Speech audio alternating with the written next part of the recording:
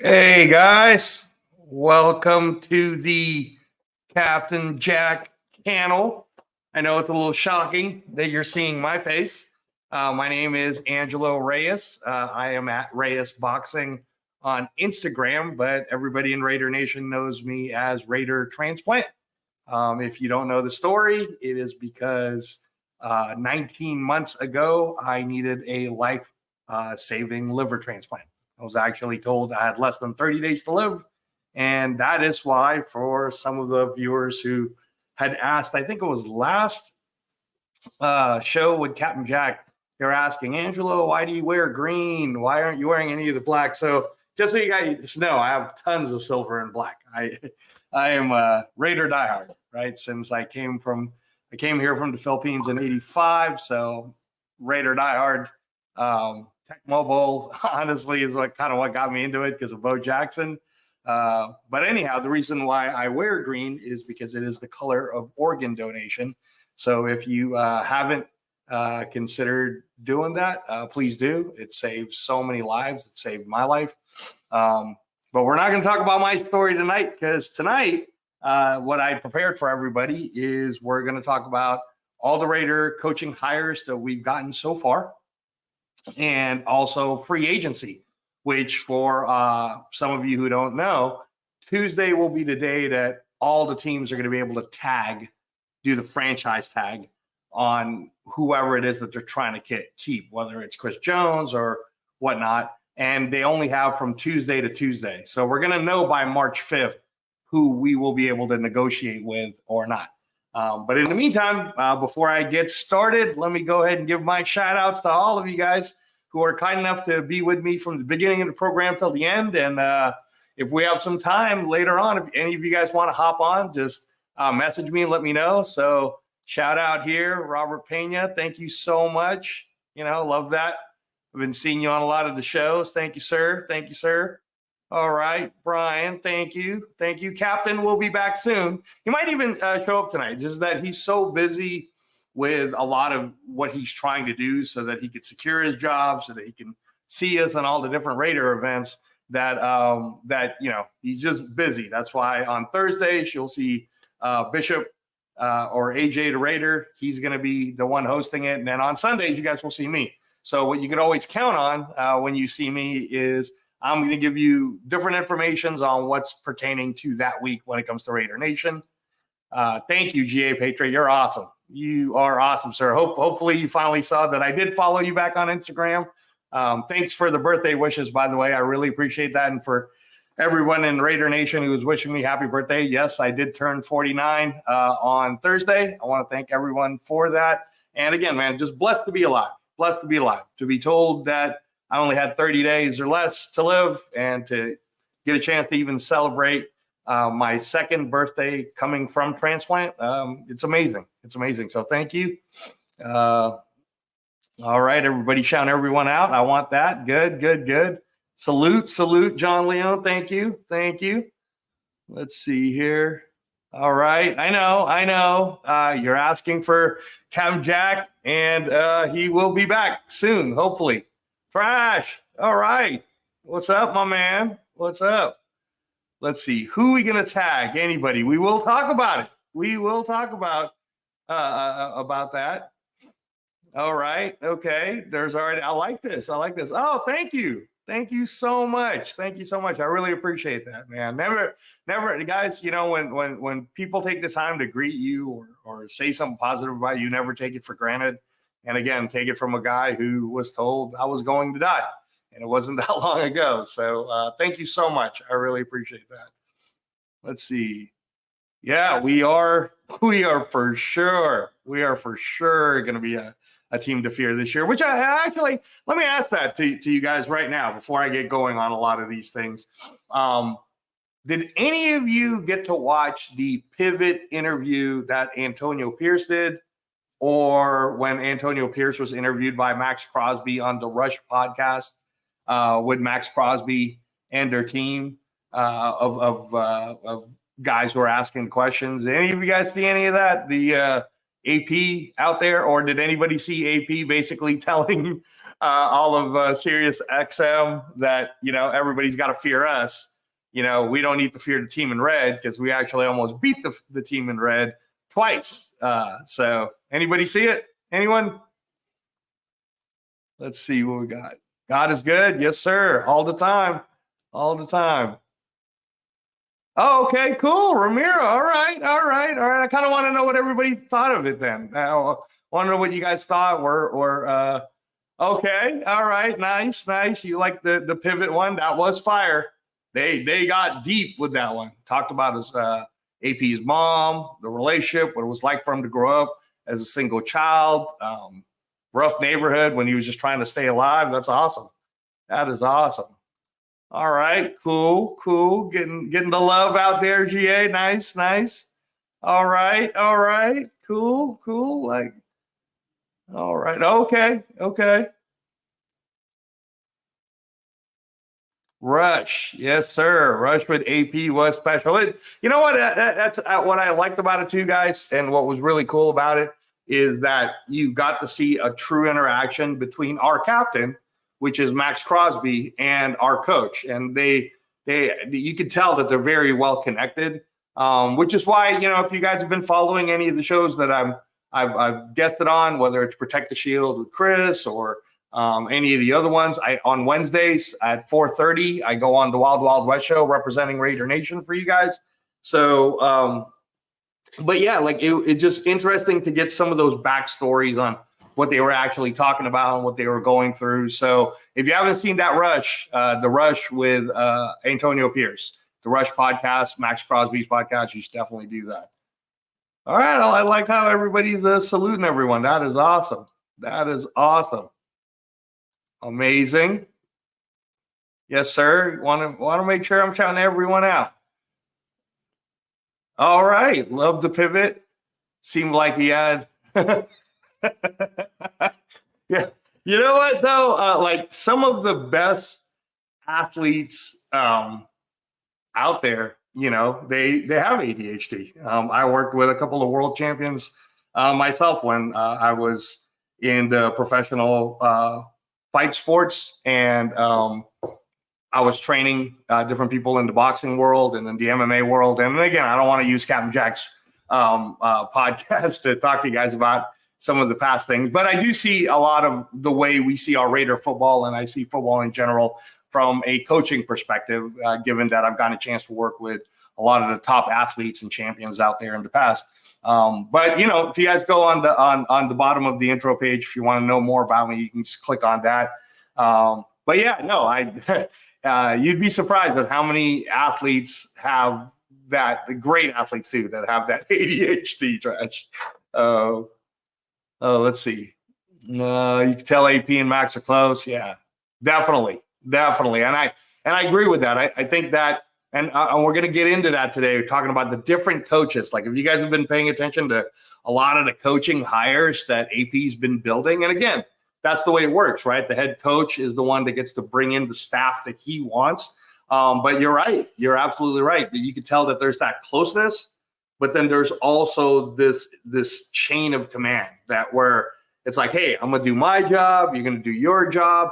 And I think that we see that too. Like that's one of the things that we have to give a lot of credit to AP, where he didn't just say, okay, well, I'm in charge. He's in charge for what he has to do and what he's good at.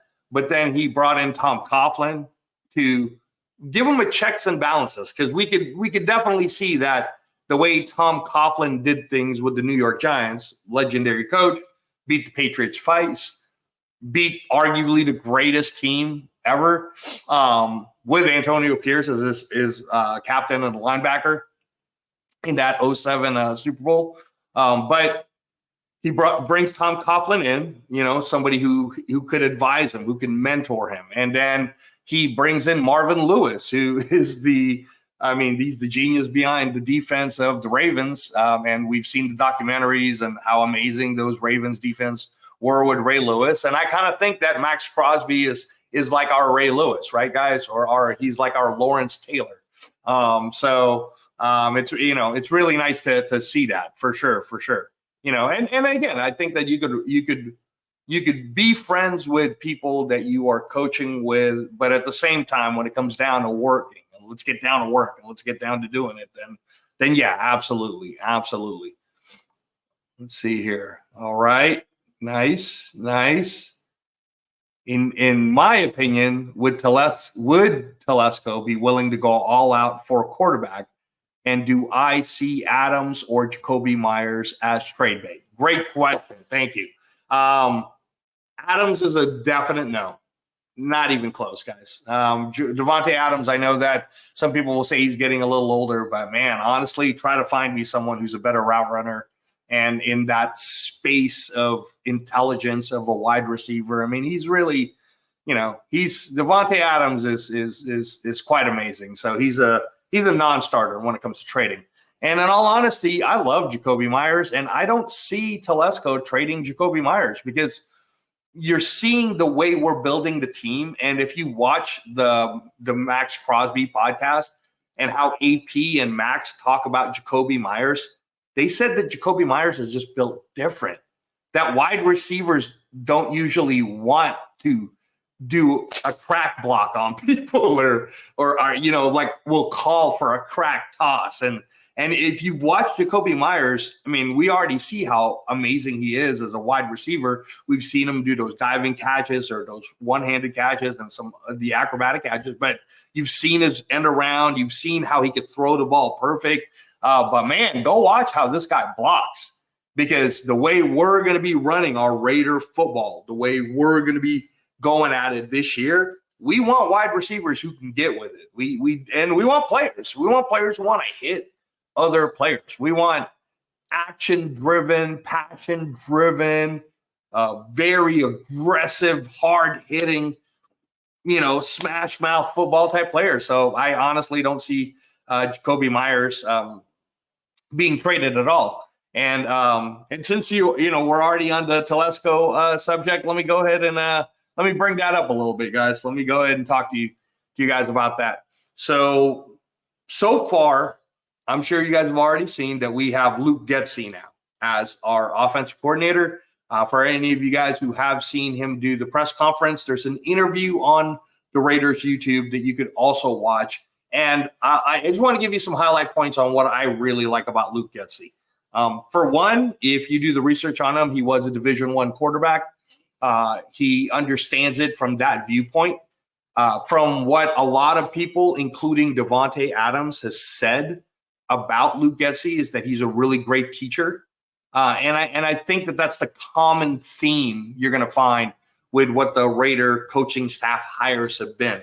They don't want really egotistical type dictator leadership. They want people who have accomplished what they've accomplished, and their resume speaks for themselves, but also really good teaching coaches. And there's a lot to be said about that, guys. And when you're working with high-level athletes, to get them to buy in, to get everybody to buy in, but not just once, but week to week throughout an entire season, you're going to want teachers for your coaches. And Luke Getsy, again, from what you could read about it, you could see other interviews about other people talking about him, including Justin Fields, by the way, talks highly of Luke Getsy also. I think that a lot of that was misinterpreted when Justin Fields said what he said. It was kind of a misinterpreted idea, but and Luke Getsy spoke highly of Justin Fields too. So when people are saying, Justin Fields probably won't get traded to the Raiders,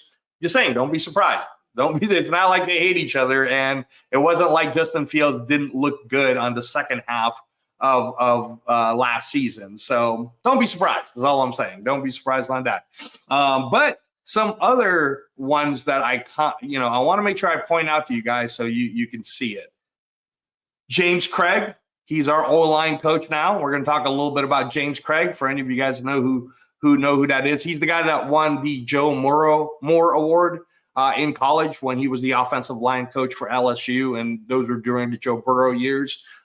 They just had a stacked team, but I want to talk about that because two of the offensive linemen that James Craig did coach when they won that Joe Moore Award is available starting Tuesday. One of them is Lloyd Cushenberry from the Broncos. The other one is Damian Lewis. I believe he played for the Seahawks, but we can get into that a little later. And then I don't know if you guys saw this one, but Andre Carter, who was the former number 7 pick as a defensive edge, he is our pass rush specialist. So that's someone who's actually going to be going back and forth with Max Crosby and Malcolm Koonce, and we'll be teaching things at Tyree Wilson. So again, this is an AP hire where he's hiring a former player who did what he did, who's got a resume, but can all, not only can with all of that, but he's a teacher too. He's a teacher.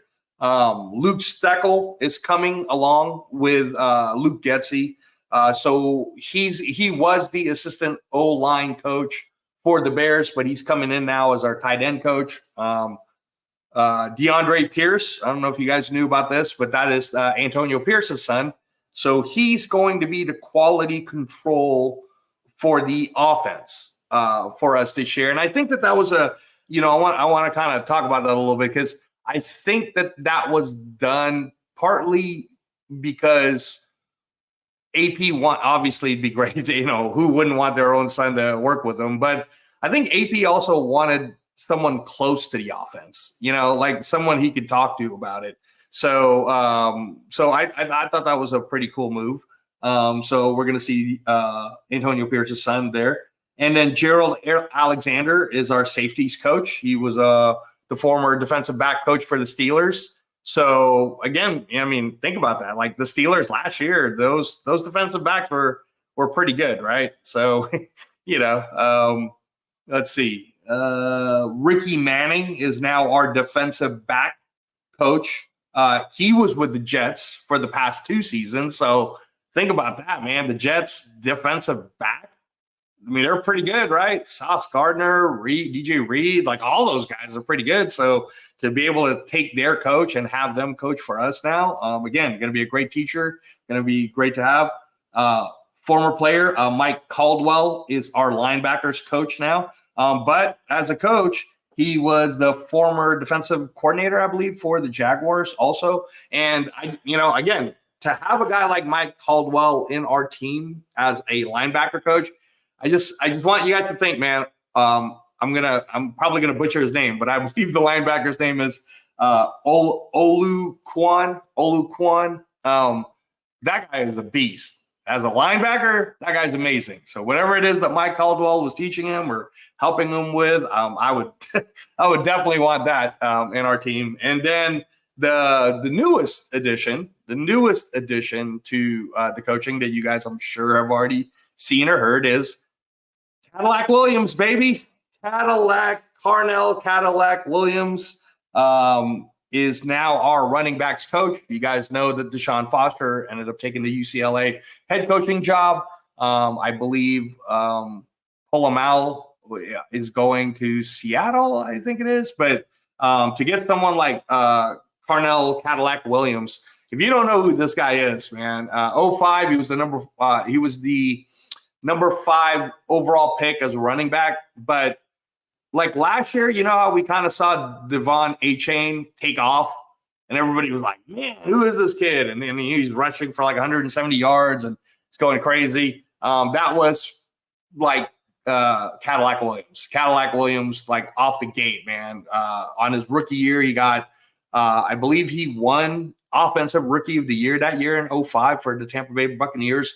But he was getting like 158 yards, per game. And the guy was a beast. Knee injuries is what ended his career. But he's an Auburn legend. So there's Bo Jackson, and we all know the greatness of Bo Jackson. They've written many books on Bo Jackson. They've had documentaries on Bo Jackson. Bo Jackson's the reason why I wanted to be a Raider fan. So this guy, Cadillac Williams, is only second in Auburn to Bo Jackson. So if Bo Jackson didn't exist, Cadillac Williams would essentially be the greatest running back Auburn's ever produced. And this guy was amazing in college, in the pros, again, when he first started out before the massive knee injuries. And from all the research I've done, and you guys could do this yourselves, everybody talks about how amazing of a human being he is, and how he actually kind of was going through the same turmoil AP went through with Auburn, where they had to fire the coach, and then he had to step in as the interim coach. And the media and the community were all talking about how Cadillac Williams galvanized that Auburn community and kind of got him back going. So he announced that he was leaving Auburn last month, and then AP was like, "Come on in." So we kind of have I believe the reason why he got someone like Cadillac Williams is because he wanted somebody who isn't going to be afraid if things are going wrong, and is a good teacher, but is a good leader and a good community person. And again, man, like Josh Jacobs, I hope we get to sign him, but people like Zamir White and Britton Brown, who we do have on our squad still, and I believe we have Sincere McCormick and others on the future reserves. But all those guys are well, I mean, what are they really going to say to Cadillac Williams? Like, we're not going to listen to you. Cadillac Williams was literally to be the number 5 pick in the entire draft. Like, the guy's amazing. So I think that there's that hierarchy too of a Cadillac Williams can look at someone like a Zamir White and say the words, "Look, man, I've already done it. You haven't even done it yet. So you might want to listen to me here on what we're trying to do." So I really like a lot of the coaching staff that's being built. Let me see some. I want to get back to some of these comments in here. Yeah, I hope I kind of answered that. Not too long-winded for you. Oh, okay, cool. Thank you. That's awesome. The pivot and the rush he is a true Raider for sure. Let's see. Yeah, that was funny. Yeah, that was funny. Yeah, no, we knew you meant Coughlin. Yeah. Devontae, Crosby, and Jacobs are his superheroes. Yeah, you know what? There's a lot to that, guys, in terms of a coaching technique. I can only speak again for myself when I was coaching some of these high-level athletes. But, athletes at the highest level, they do have a really big ego. I think that if you don't have a big ego when you get up there, then you probably didn't make it up there. You have to have that ability to turn that part of yourself on where you're the best in the world, that in your own head. I think where it matters is if you can handle yourself publicly also with humility and grace, that tends to do better in the long run. But yeah, no, I appreciate that about AP calling his star players as superheroes. That's awesome. Makes it easier for us as fans to kind of understand how I think that what's great about AP as a coach is he simplifies things for us fans. It's not too complicated. He doesn't make any of the fans feel stupid, like we don't know. Of course we know that it's better if you give the ball to Devontae or Josh Jacobs, right? I mean, like the fans aren't dumb. So no, that's great. It's one of the things I definitely like about him. Oh, that's cool. Yeah. Let's see. All right. Hello. Thanks for joining the show. All right. Love that you guys are definitely doing all of this. Reyes one probably LOK. I don't understand what that means, trash. Sorry. Followed metal. Okay. Maybe I'll have you come on and then you can explain it to me. Let's see. Just got a quarterback coach from Kentucky. So Ramiro. So that's one of the things that I don't want to do to you guys is if we haven't actually signed them yet, then, like there's some people that were doing like a whole Cliff Kingsbury thing right before it was finalized. And then I feel like it just ends up being a waste of time. So I don't want to talk to you guys about that quarterback coach. I saw it too, but until I know that he signed it, nah, I'm not ready to talk about him yet. There's plenty to talk about when it comes to James Craig, actually, our offensive line coach, which is going to be a very, very, very big part of what we're about to do as an offense moving forward. So, yeah, you're absolutely right. AP's son is coming here to start. I mean, he did a stint in Denver as a quality control coach, and he played for AP. So, I'm sure the kid's a good kid, and if AP wants him in the building, that'll be great. I don't think it'll be. I don't know if you guys remember this, but Gary Kubiak, when he took over as the head coach, they won the Super Bowl that year. He had a son with him, kind of learning, I think, as like a quality control coach. And that guy, Clint Kubiak's with the 49ers. And no, I think he finally got hired somewhere now as, I don't know if it's, I don't know exactly what team. Again, I'm so caught up in paying attention to the Raiders. Sometimes I miss that, but I'm pretty sure Clint Kubiak's going to be an offensive coordinator somewhere now too. Hey, Anna, thank you for coming. That's awesome. That's awesome. And like I was telling everybody, Anna, if you want to jump in too, just let me know. Any of you guys that want to jump on and you want to talk about some stuff too, I'm more than happy to get you in. Topic for tonight, Anna, is we're talking about all the offensive or all of the coaching additions that we've had.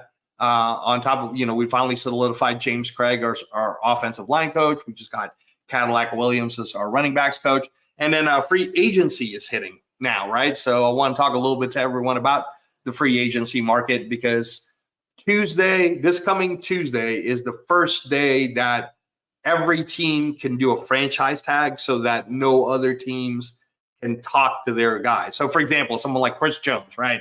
Everybody wants Chris Jones. So technically, if the Chiefs don't at least do a franchise tag on him, then other teams could talk to him. But the minute the Chiefs franchise tag him, then they could kind of, work the deal within themselves, and then nobody will really get a chance to talk to Chris Jones anymore. So there's a lot of different players out there that could be franchise tagged. It's just a matter of paying attention, and they have from Tuesday to Tuesday. So if they don't franchise tag them by March 5th, then that means, it's free reign for everyone. So it'll be interesting. It'll be an interesting week because the combine happens on February 28th, right? And then if by March 5th, certain people aren't franchise tagged, then we go after them on it. So depending on who we see at the combine, like it kind of goes hand in hand, right, guys? Like when you're doing your mock drafts or you're having fun with who we might want to go get or not get, a lot of that is really going to be dependent on who we spend our money on free agency on. Because once we get, let's say, a star player, like a Chris Jones, but I don't think we're going to go get a Chris Jones. I think that Chris Jones will probably get franchise tagged just so that Kansas doesn't have to worry about what happened to Tyreek Hill, where they didn't tag Tyreek Hill. And then Miami said, and Kansas was working a deal with Tyreek at the time. But then Miami just showed up and said, we're going to give you $77 million, all guaranteed. And Tyreek couldn't pass it down. So there are teams out there like the Texans who have $70 million in cap space right now. And Houston Texans look pretty good. So they have the money to just tell someone like Chris Jones, we're going to give you $100 million guaranteed if you just come to the Houston Texans. So I'm pretty sure Chris Jones is going to get. I'll be very surprised if on Tuesday we don't see Chris Jones getting tagged, because there's going to be a lot of teams offering him a ton of money. But basically, again, it's this next week's going to be a whole week of we're going to see who's going to get tagged and not tagged and whatnot. But yeah, Anna, if you want to jump in, let me know. All right. Let's see. Jets, the backfield was the only bright spot on that team. That's right. That's why now we have the coach. Now we have Ricky Manning with us, the defensive backs coach. So that is awesome. Yeah, Marcus Allen was amazing. You have some resentment against Bo Jackson. All right, come on, man. Come on, take it easy. Take it easy. And technically, actually, they didn't really, I wonder if it's ever going to be like a Jeopardy question on, most people think that that Bo Jackson's the greatest running back that the Raiders have had or whatever, but technically he was a fullback. So the question really should be, who's the greatest fullback the Raiders ever had? And, it'd be hard not to say it was Bo Jackson, even though it was only for a short time. But, man, what an amazing talent. What an amazing talent. All right, let's see. Everybody shouting everyone out. Nice. I like that. Let's see here. What do I think about Anthony Brown? Yes. All right. Definitely way more mobile than AOC, right? He's more mobile than Aiden O'Connell. He's got tape out there, guys. Anthony Brown Jr. He played for the Ravens, but prior to that, he was with Boston College, and then he transferred. There's some highlights of him throwing at the Zay Flowers. Really good in college. Went undrafted in 2022, I think. It was an undrafted free agent. The Ravens signed him to be the backup, and then there was that time. So this was 2 seasons ago where Lamar didn't play because of an injury. So then they had Anthony Brown in there. So you get to see some really good highlights of him. I think it was great that we picked him up because let's just say, by having him in a future reserves contract, right? Then that means if we want him to, let's say we're going 7-on-7s, it's good to match up against a mobile quarterback anyways, right? It's good for our defense to practice that. And he is very mobile. Developmental wise, I think he could be, I think he'll probably end up being like the 3rd string if he could kind of fix some of the issues that he was having. But this is one of the reasons why I was saying to everyone, like, I don't think that moving up, giving away the farm. And when I say the farm, by the way, what's being talked about is in order for a team to go get the number 1, trade up to number 1, number 2, or number 3, it could possibly end up being 3 number 1s and 3 number 2s all in a row, which is just stupid. Like, if you're a team, all you have to do, again, is the most recent example of this is what the Carolina Panthers did. They gave away the farm. I mean, it was the stupidest deal. I mean, I think they just got hoodwinked, honestly, because they even gave away DJ Moore. Like, that, none of that made sense. They gave away way too much to go get Bryce Young, and look at where they're at now. So not really a great idea. I mean, I've talked about it before. I have, guys, again, to be fair, I've now watched a ton of tape on Jaden Daniels, and I'll be honest with you, the more tape I've actually seen of Jaden Daniels, the more I ended up really liking Malik Neighbors. I think you guys are going to be surprised at how high Malik Neighbors goes, because he's good, man. Malik Neighbors is really, really good. I'm not saying that that's the reason why Jaden Daniels was good. It definitely helped, though, that Jaden Daniels was thrown to people like Malik Neighbors and Brian Thomas. Like, it's not like he didn't have, he had crappy receivers. He had pretty good receivers. Some of the things I didn't like about Jaden Daniels is just, again, his frame. That Alabama game, if you guys rewatch it, I mean, he's just getting punished. And I don't know how well his body will hold up until it actually gets developed. So Jaden Daniels might be someone like how Patrick Mahomes sat behind Alex Smith for a full year before they kind of let him go so they could build him up. I think that Jaden Daniels won't be an automatic starter even if we go get him. But again, to be fair, now that I've seen a lot of the tapes, he's good. He's good for sure. I wouldn't give away 6 top-end draft picks for this kid. I mean, that's just stupid. I honestly wouldn't give that for anyone. I wouldn't give that for Caleb Williams. I think that originally I was thinking the Patrick Mahomes deal wouldn't be the worst. Kansas moved up from 27 to number 10 with the Buffalo Bills. They gave up 2 number 1s and 1 number 3 to go get Patrick Mahomes. So that's not terrible. I'm more than happy to do something like that if that's what Tom Telesco and Champ Kelly and the rest of the team want to do to go get Jaden Daniels. But honestly, guys, I mean, you can let me know your thoughts on this because maybe you guys will have something different. But the most I would stretch, the absolute most I would stretch, like final offer, right? Let's say we have to go up to number 3 with the Patriots. So Chicago then picks Caleb Williams, number 1. Washington picks, let's say, Drake May, number 2. And now we're sitting at number 3, and we know for a fact Jaden Daniels is the guy that's about to go next, right? And some people are saying J.J. McCarthy, and he is good, but I've watched all the tapes on J.J. too, and I like him. I have him as my 4th best quarterback, slightly above I don't want to say slightly because he's way younger too. So I definitely have him above Bo Nix for sure. I like McCarthy better than I like Bo Nix. But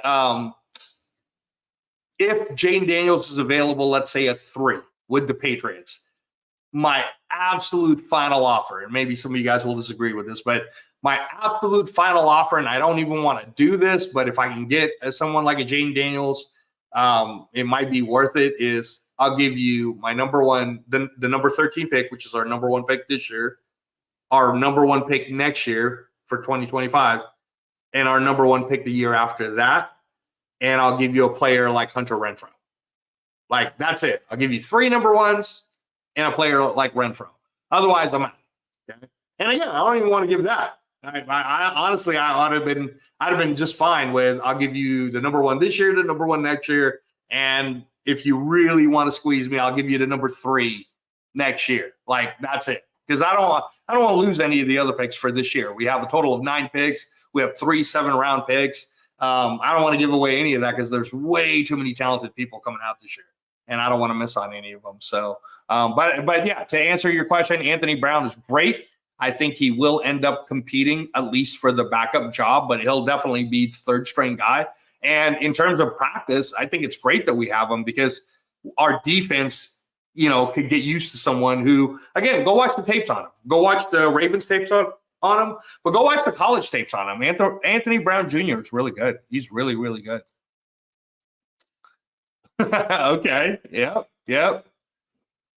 Let's see. The guys want to play for you. Yep, that's absolutely right. Our free agency game is about to be different.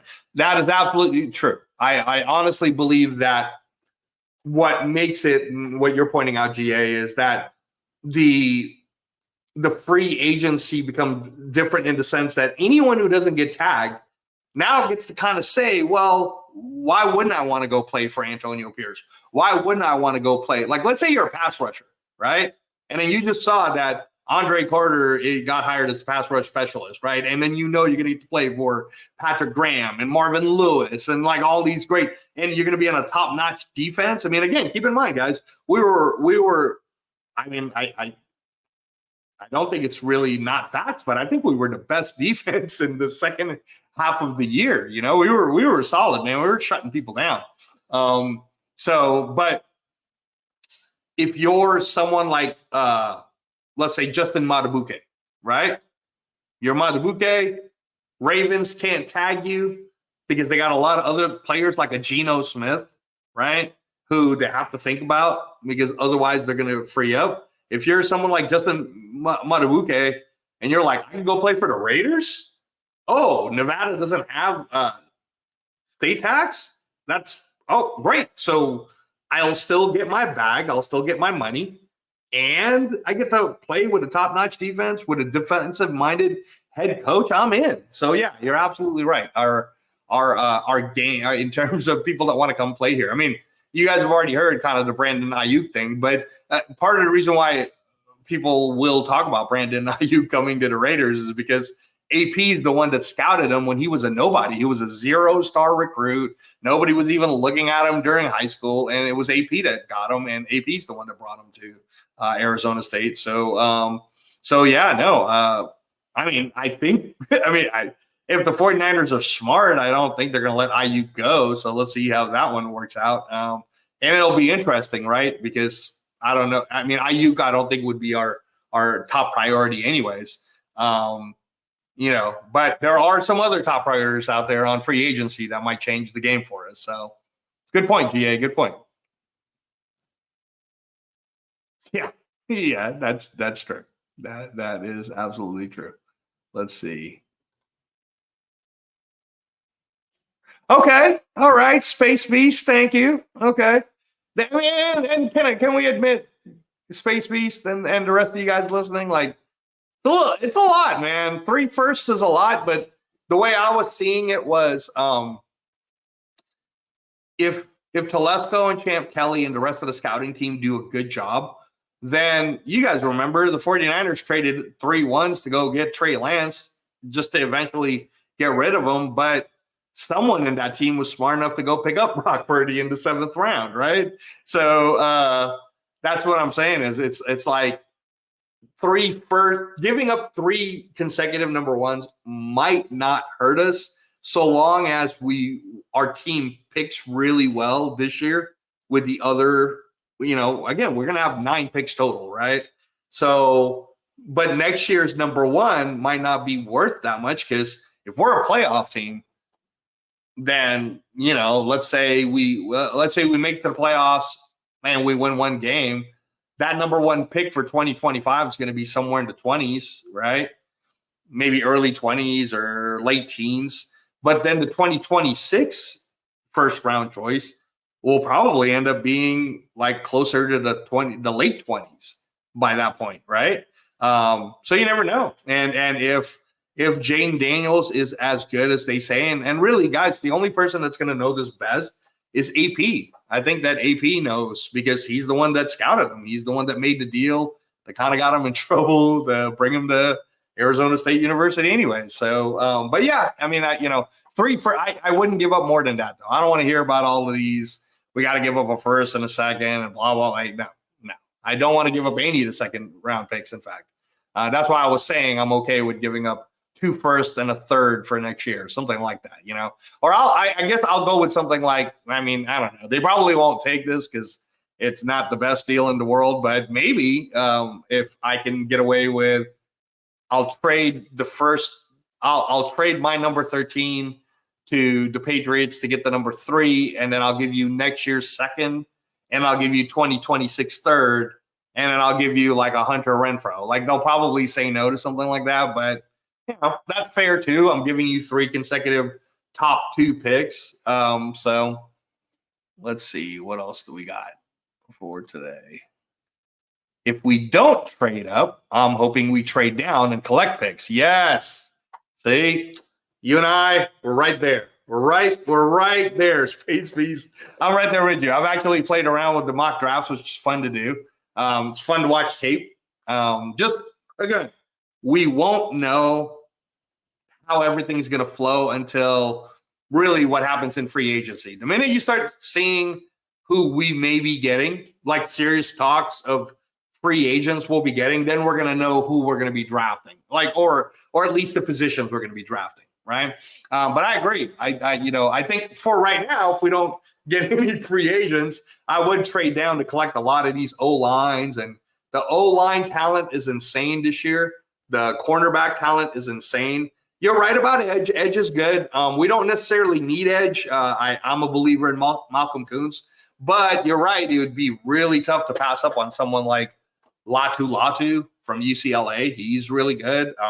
There are others out there that are just insanely good, man. There's the kid from Missouri, Robinson. He's really good. But if we're gonna get edge, I'd probably use a later pick for it. There's this one guy. I can't pronounce his name. It's Suma something, but he keeps showing up when I do a mock draft in the 6th or 7th round. He's an edge from Grambling State, but if you want to look him up, Space Beast, he's pretty good. And if we end up grabbing a kid like that, like in one of we have 3 7th round picks, kind of like a sleeper, right? Let's just see what happens. That kid's pretty good. But I'll tell you this, like, part of the reason why we may not need to trade down is free agency wise, there's a lot of O-lines. Like I said, we now have James Craig. James Craig is our offensive line coach. If you don't know anything about him, you can look him up on the 49er page right now because he's still in there, but he was with the 49ers just this past season. So that's why we have to wait till after the Super Bowl. The guy won the Joe Moore Award, which is for best linebackers, when he was with LSU. He was the guy that developed that O-line with Cushenberry and Damian Lewis. But even in the past, like, he worked with Tyron Smith in his earlier offensive line. I think when he was with USC, I want to say. But the guy knows what he's doing, and he does a lot of like zone runs, which is what Luke Getsy likes to do. The guy's a good offensive line coach. I think he's a great fit for our organization. But that's why I was saying, like, for free agency, we might take a crack at Lloyd Cushenberry from Denver, and we might get him. He's still pretty young.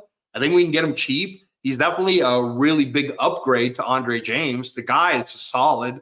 So yeah, we might get him. You never know. We might even get like a Damian Lewis, bring back that LSU O line.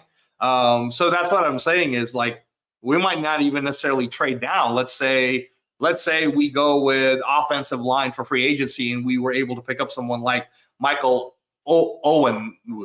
I hate that I say his name wrong. Onwenu is his name. Michael Onwenu is only 27 years old, coming from the Patriots. The guy is a solid right tackle, okay, which we need the right side for offensive line. That's what we need. But he can play right guard. So he can play right guard. He can play right tackle. He can actually even play left guard. But the guy is like super amazing. He would be a huge get. It's probably going to cost us anywhere between, honestly, if other teams start to bid on someone like Michael Onwenu, might cost 12 to 15 million per year. But I'd take him at 12. I mean, he would right away. Then we wouldn't be one of the ones struggling to go get or hoping to get someone like a Talisi Fuaga if we get him. But let's say we don't spend our money on that guy. Let's say we spent our money on grabbing someone like Jalen Johnson, right? Or we spend our money on getting Matabuke. Now you can like start to see in the draft, okay, well, wait a minute. We just got Jalen Johnson, which means now we're not going to go after Quinion Mitchell or Terrion Arnold or Kool-Aid McKinstry. Like we're not going to go cornerback in the first round. So now that we know that, we're probably going to go get a Talisi Fuaga or a JC Latham or an Amarius Mims or someone, right? Like now you'll start to be able to play how we could trade down. So really, like you got to start looking at this week and what we're doing at free agency and who we're going to go after. And that will kind of tell us what we're going to do. Because I'm big on Byron Murphy. I thought Byron Murphy was going to fall in the second round, but he's really climbed up now. And Byron Murphy's like my mini Aaron Donald. He played in Texas. I originally thought we would get him at the number 44 pick. But now I think he will go in the first round. So, but there's other great defensive tackles out there, like Tavondre Sweat from Texas. That guy's like 370. He's definitely a plug and play right in there. That'll help our team. Chris Jenkins is coming out from Michigan. Everybody keeps talking about Newton. So a lot of talent. So really, depending on who we get in free agency, I think that's kind of how it will go. Let me see what else we have here. All right. Anna says, after she saw the facility, the players love the environment. Oh, no, for sure. Anna, for sure. Chris Jones even said it, right? I'm just telling you that if I'm the Chiefs, I think that people start to forget that as great as Patrick Mahomes is, he's one side of the whole game.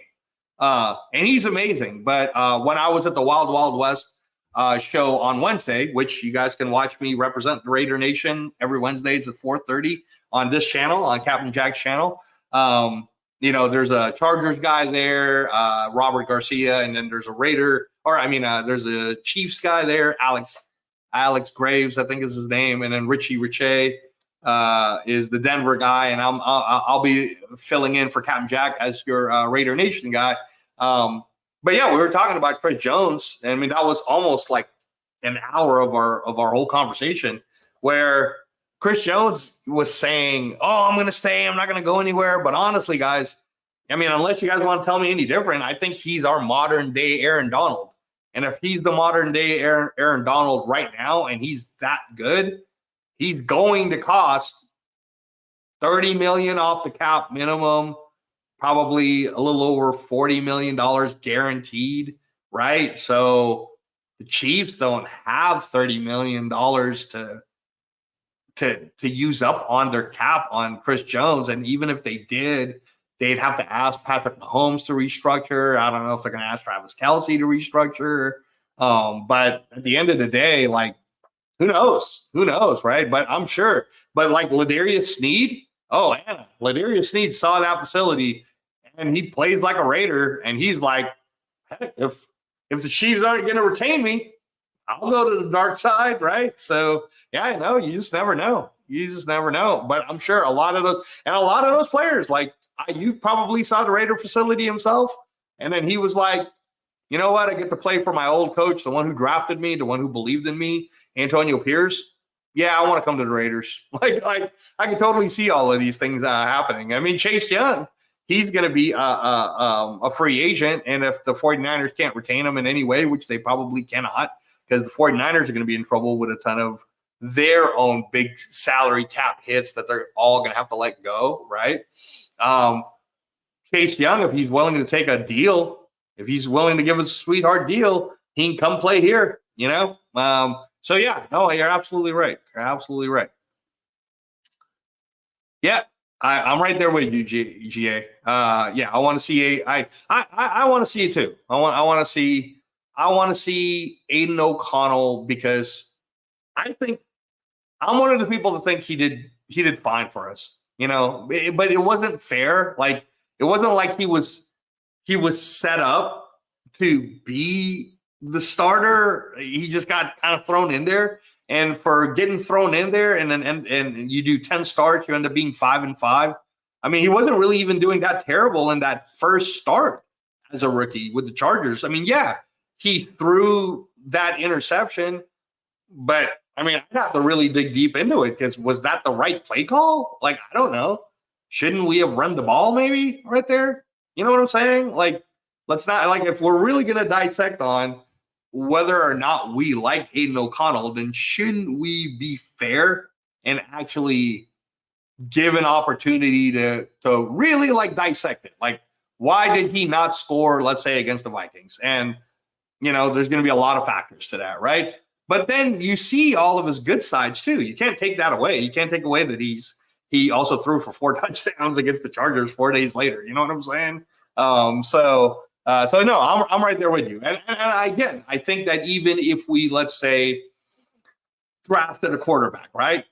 And the talk would be that if we miss on Jaden Daniels, then we'll look to, you know, you're going to hear a lot of people talk about JJ McCarthy, and we'll see. I don't know. I mean, again, I wouldn't do it just because, not because I don't like JJ McCarthy at number 13, but if I got the number 13 pick and someone like Talisi Fuaga still available and we didn't secure a free agent right tackle, right guard, I'm taking Fuaga for sure.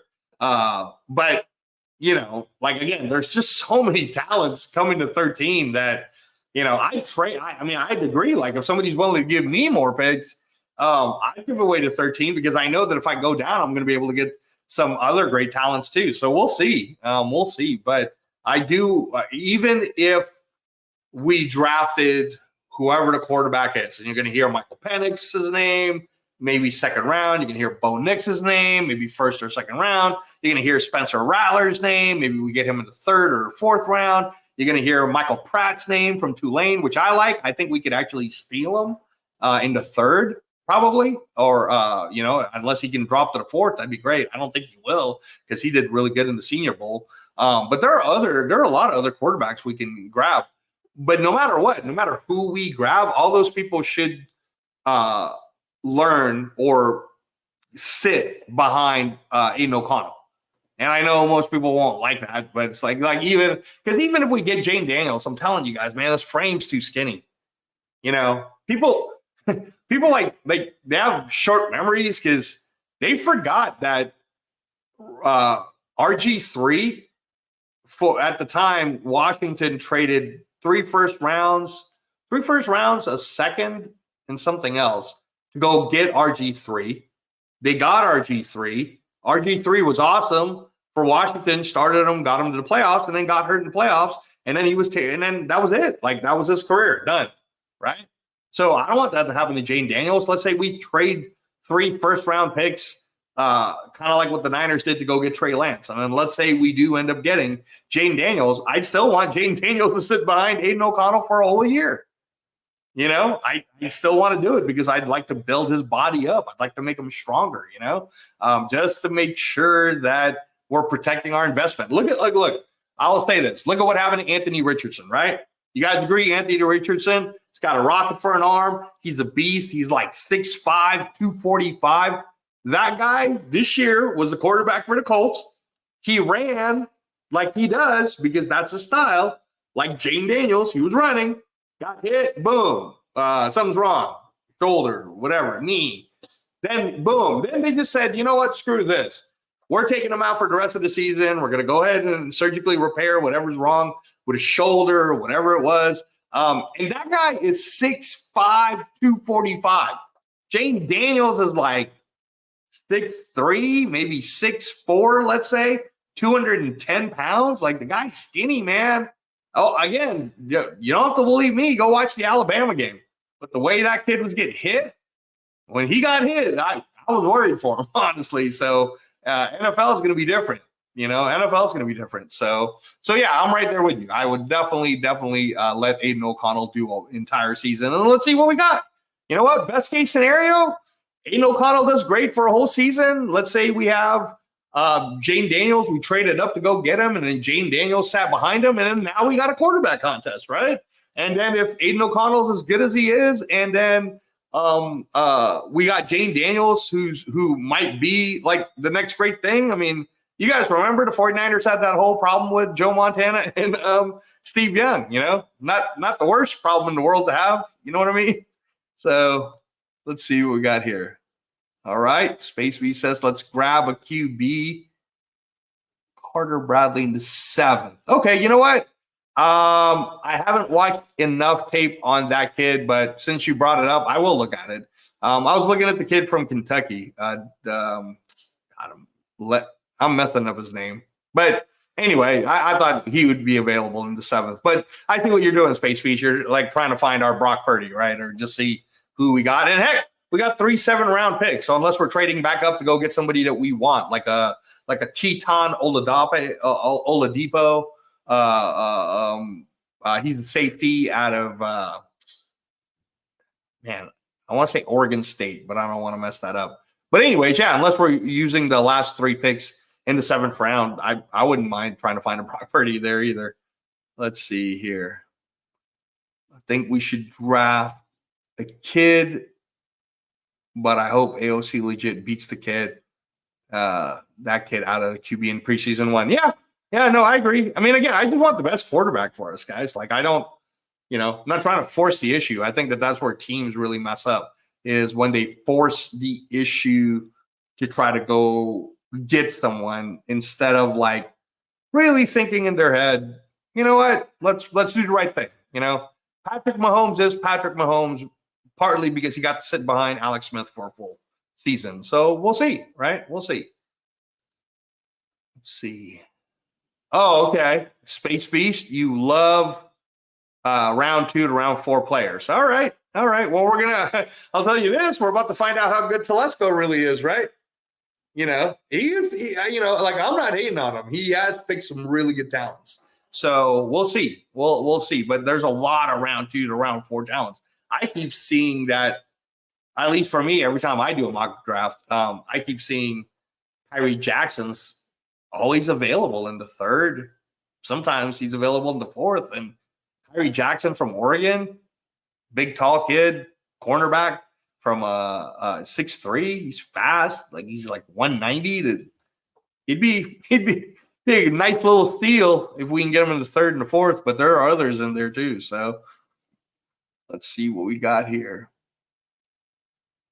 Ghost 100 says, Raiders letting Jamarcus Russell situation scare them. That was years ago. Anyways, the Raiders' forte is to always get a veteran QB, and that never worked. Gannon was the exception and bridge quarterback. Good AFC West. Okay. Yeah, you know what, Ghost 100, come check me out representing Raider Nation at 4:30 on Wednesday. I'm going to talk about it with the other guys who we call the show, it's the Wild Wild West show. And we talk about Chargers, Chiefs, Denver, and what we're going to be doing. I don't think the Raiders are scared, though, because, again, it's a completely new thing now. Like, Mark Davis is the owner, right? AP's not scared. I mean, are you kidding me? It's a kid that he himself, he's the one that went after Jaden Daniels and brought him to Arizona. Like, he's not scared to trade up. And then Telesco, I don't really see him being scared. I think that it's just going to come down to what the deal is, right? And so, I mean, and again, like I told you guys, I wouldn't be mad if we traded up to go get Jaden Daniels. And I know a lot of the Jamarcus Russell talk is going to happen, but It's different because I don't think that Jamarcus Russell really got the best coaching staff, like in terms of people really paying attention to him. I think that he was thrown in there as a savior, right? I don't think the Raiders need to get saved, guys. We now have the coach we want. He's building the coaching staff that we talked about all those names earlier in the show. He's building the coaching staff that are going to be great teachers, and they're young and they're hungry and they're former players. They're former number one or they're former first round picks, top 10 first round picks, right? We got these great coaches. We got these great coaching minds. We have legendary coaches like Tom Coughlin, Marvin Lewis in the building. So no, I mean, like, I don't think they're scared. I think that it would just be stupid to trade away number one, number two picks across the board. Like, I think that's just dumb. What the Panthers did with Chicago was really stupid to go get Bryce Young. And Bryce Young might end up being this amazing quarterback at some point, but we won't see that. We didn't see that last year, and we won't see that this next year because they don't got anything else. So they're in trouble. So we'll see. We'll see what happens. Yep. Plunkett. Yep. Stabler. You're speaking the truth, GA. Let's see. Afakasi Raider, thanks for making it. Let's see. You guys remember the draft trade we made in 2013? We gave up the third pick overall for the 12th pick in a second rounder. Wouldn't it be nice if we could do it reverse this year? You might be surprised, Afakasi Raider. You might be surprised at what will happen this year. Because, again, like, pay attention to free agency. Coming up on Tuesday, the tags. From Tuesday to Tuesday is when the tags are going to happen. Shortly after, like, I think it starts on February 28th is the combine. And both those things are going to kind of come hand in hand. And like I was saying, depending on who we start talking to for the free agency and and it's not going to, like Anna Diaz said it earlier, like, it's not going to be hard to lure a player in here. Hey, man, you don't have to pay taxes. We're going to give you the money that you want, which is going to end up in your bank account. And, did you see the facility and how everybody loves it? And you see how great Las Vegas is? And you see what we're doing? Like, I think a lot of free agents want to come to Las Vegas. I think it's just a matter of how could we do the deal. I'll say this. We're not the team that, if you're a free agent, we are not the team that you're going to come to try to squeeze us for more money. Because we're just going to sit there and go, oh, okay, well, then you don't really want to be here. That's fine. That's all right. Good luck to you, right? Which honestly is kind of what's going to happen with Josh Jacobs, because I get it, guys. Like, Josh Jacobs, I've seen his quotes now, and he wants to be a Raider. He loves being a Raider, and AP's talking him up already, like he's a part of the Raider. At the end of the day, that's going to come down to Tom Delaney, right, and Tom Telesco making that deal happen. And what does Josh Jacobs want, right? Does he want to become the highest paid running back, which may or may not happen? Like, is he trying to reset the market? Or will he do what Max Crosby has done, which is Max didn't try to reset the market. In fact, if you really think about it, based on what Max has accomplished the last few years, he's kind of underpaid, and Max wants to be a Raider for life. So if Josh Jacobs wants to be a Raider for life, I think that we'll probably come up with a long-term type deal of 5 years, front load the money with bonuses for him so that he gets happy with that. But at the end of the day, salary cap wise, we should really be working on trying to get that salary cap to like between 6 and 8 million as a cap hit for this coming year and the year following. Because when you start talking about running back 10 million or more, I mean, in all honesty, guys, and I don't even want to say this to you, but because you guys might even get mad at me, but remember, Telesco is the one that was high on Austin Eckler. Austin Eckler is going to be a free agent. You guys don't think Austin Eckler would want to come to the Raiders to play for like $5 million a year or less so that he could prolong his career and have an awesome situation? Of course, Austin Eckler would love to become a Raider. I mean, just so he could stick it to the Chargers for being cheap on him in the first place. You know what I'm saying? So really, like, Josh Jacobs is going to have to make a decision. Do you want to go play for the Washington Commanders they're going to have the money to go pay you. You want to go play for them and make whatever you want to make, and keep in mind too, so if you end up seeing that the Raiders tag Josh Jacobs on Tuesday, if on Tuesday you hear Josh Jacobs was tagged, right? So the tag money for Josh Jacobs is, I believe, it's going to be a little over $14 million. That most likely means that we're tagging him so we could talk to him so that no other teams talk to him, right? If we don't tag him, that might be the Raiders just straight up telling him all right, man, you want to go see what the market is like? Go see what the market's like. And then in the meantime, we're going to go talk to Austin Eckler and Derrick Henry and Saquon Barkley and all these other players. Oh, and by the way, there's a lot of, Zamir White looked pretty good last year. Again, it's really going to depend on how Josh Jacobs handles this, man. So we'll see. We'll see what happens. Let's see. What else we got, guys? Yes, Denarius Robinson, his name. Missouri kid. Liked him a lot. Yep. For sure. He's a beast. Okay. All right. Let's see. All right. Everybody saying hello to everybody. I like that. Hey, if any of you guys want to jump on, man, I'm open to it. Let's see. If you feel this team is a QB away, I never said it was a QB away, by the way. I'm one of the people that never said that we're a quarterback away. I always thought that we're doing just fine where we're at. And really the way our team is built, the way the Raiders is built, and the way the Raiders should continue to be built is the way the Ravens was built.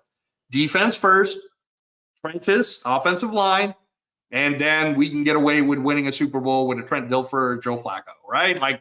That's the way I like my Raider team. but so I'm not one of the people. You have not heard me say we're a quarterback away. That's not me. But your question is, if you feel this team is a quarterback away from the playoffs, go get your guy. We have cap space to fill holes in free agency and find those gems in the lower rounds. All right, so I want to talk about that a little bit. Do we have money in free agency? Technically, right now, we do not. It's $35 million. So a team like the Texans already have $70 million, and that's without any restructures. Now, I get it, guys. There's the Jimmy G thing. So here's what you need to know about the Jimmy G thing. And unless I'm wrong, please, someone on the chat correct me. Again, thanks for staying with me for the last hour now. I really appreciate all you guys. Hope this is entertaining content for you. Correct me if I'm wrong, but if we cut him next week, 17 point something million gets taken away from our cap space, but then we'll save the 11.5. So that would bring us to about 40. Okay. And the reason why someone like Mark Davis would want to do that is because he's like, woo, got away with paying you 17 million and that's it. I'm done. I don't have to pay you for 2025. Those are voided. I don't have to pay you that bonus. This is great. But actually, if you look at the over the cap and you play with the numbers, if we don't cut Jimmy G until after June, so if we designate him as a post-June cut, check this out. And this is kind of crazy, but Mark Davis would have to eat $28 million. So he would have to, I think, somehow give that to Jimmy because he just designated him as a post-June cut rather than a pre-June cut. But we get to save $24 million in the cap because then Jimmy G would only cost $4 million out of the cap. Now we just bumped ourselves up to that $60 million cap range, right? And there are a lot of other things like that. Like if you cut Hunter Renfrow post-June, it's going to save us like an extra $9 million or something like that. I think it is. I got to look it up again. But so there's a lot of moving parts there. But when I was playing with it, conservatively, if we cut Jimmy G next week, we could still get our cap to about in the 60 million range. So we're not outbidding like the Texans or the Commanders or some of these other teams with way more money than us. But we're a player. We're a player. And I think we can divide it, right? Like, so let's say we're playing with 60 million. If we got to give away let's say Josh Jacobs really doesn't want to take anything less than $10 million per year starting this coming season. All right, so then we just went from 60 to 50. We still want to get Madubuike, right? So let's say we can't get Chris Jones because Chris Jones is going to cost $30 million. So we go get someone like Madubuike. Madubuike is going to be between 15 and 20 million, right? So let's say we get a steal on Madubuike because he wants to play for Las Vegas, and we got Madubuike at 15 million, right? So what? Now we're playing with only 35. Let's say we go get Jalen Johnson. Jalen Johnson is going to cost 20, right? 20 mil. But let's say we somehow get him for 15, right?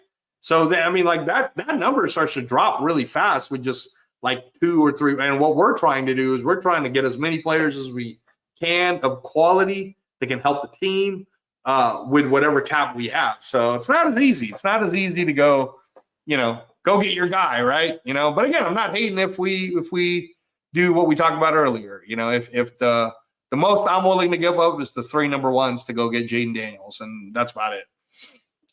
Let's see what else we got. All right.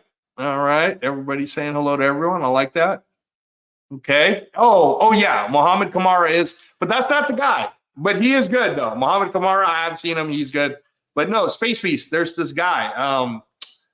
He's from Grambling State. Go look up Grambling State. Go look at edges, and then you'll probably be able to find the name for me if you can. Let's see. Afkasi.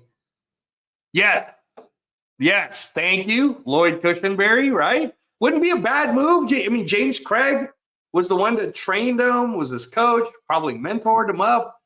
They won the Joe Moore Award that year. Like, he's a good center, man. Am I going to tell you guys like he's the greatest center I've ever seen? No. If we can get someone like Jackson Powers Johnson in the draft because he somehow dropped low enough for us to go get a kid like that, heck yeah, I want that 330-pound monster at center. Like, of course I want someone like Jackson Powers Johnson.